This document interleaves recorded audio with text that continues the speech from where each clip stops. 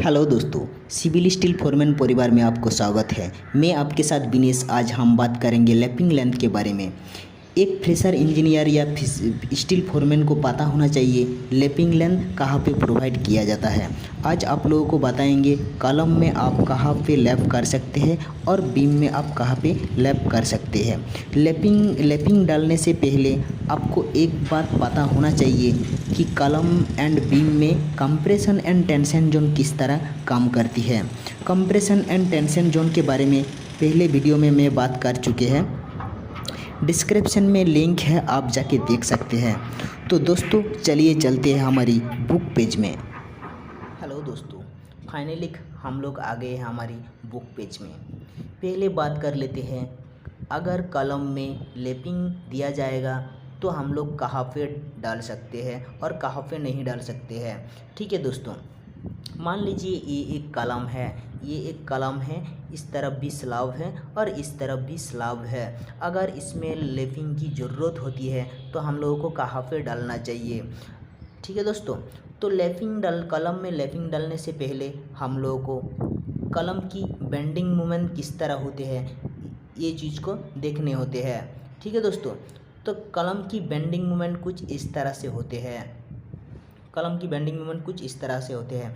इस bending moment में अगर टेंशन जोन और कंप्रेशन जोन की बात करें तो इस बेंडिंग मोमेंट ये जो बाहर तरफ खींच रहा है ये टेंशन जोन हुआ और ये जो अंदर तरफ खींच रहा है ये कंप्रेशन जोन हुआ। फिर ये जो इस तरफ दबा हो रहा है ये भी टेंशन जोन है। मतलब पहले इस कॉलम को 4 हिस्से में बांट लेते हैं। अब मान लीजिए इस कॉलम का लेंथ है, हाइट है 3 मीटर, तो 3 मीटर का अगर 4 हिस्सों में बांटेंगे तो हर हिस्सों का 750 mm करके आएगा।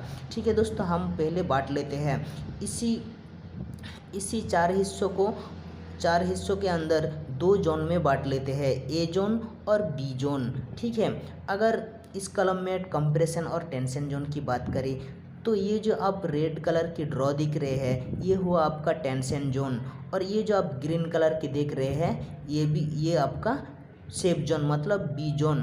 आपको कभी भी टेंशन जोन में लैपिंग नहीं डालना चाहिए। ठीक है दोस्तों, आप कहाँ पे डालेंगे, आप याद में रख लीजिए कि आपको सेफ जोन में लैपिंग प्रोवाइड करनी होती है, सेफ जोन यानी बी जोन में। ठीक है दोस्तों, मतलब अगर इस कॉलम में सरिया को लैपिंग डालेंगे तो ये कुछ इस तरह से हम लोग लैपिंग डालेंगे। अगर एक सरिया का लैपिंग लेंथ यहाँ पे आएगा तो थोड़ी डिस्टेंस में दूसरा सरिया का लैपिंग आएगा। ठीक है दोस्तों, अब बात कर लेते हैं बीम की। मान लीजिए ये एक सिंपल सपोर्टेड बीम है, अगर इसमें लैपिंग की ज़रूरत होती है तो हम लोगों को कहाँ पे लैपिंग करना चाहिए और कहाँ पे लैपिंग नहीं करना चाहिए। ठीक है, लैपिंग डालने से पहले हम लोगों को देखना चाहिए कि सिंपल सपोर्टेड बीम का बेंडिंग मोमेंट किस तरह होते हैं। तो दोस्तों सिंपल सपोर्टेड बीम का बेंडिंग मोमेंट कुछ इस तरह से होते हैं। ये जो दबाव हो रहे हैं ये कंप्रेशन जोन है और ये खिंचाव इस तरफ खिंचाव हो रहे हैं ये टेंशन जोन है।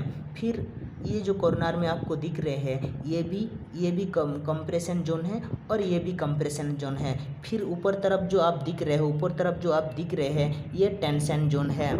तो अगर एक सिंपल सपोर्टेड बीम की बात करें, सपोर्टेड में टेंशन जोन और कंप्रेशन जोन के बारे में बात करें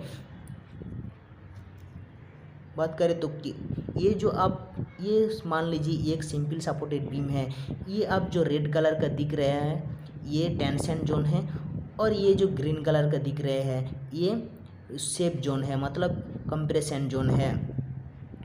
तो पहले कॉलम की तरह बीम को भी 4 हिस्सों में बांट लेते हैं।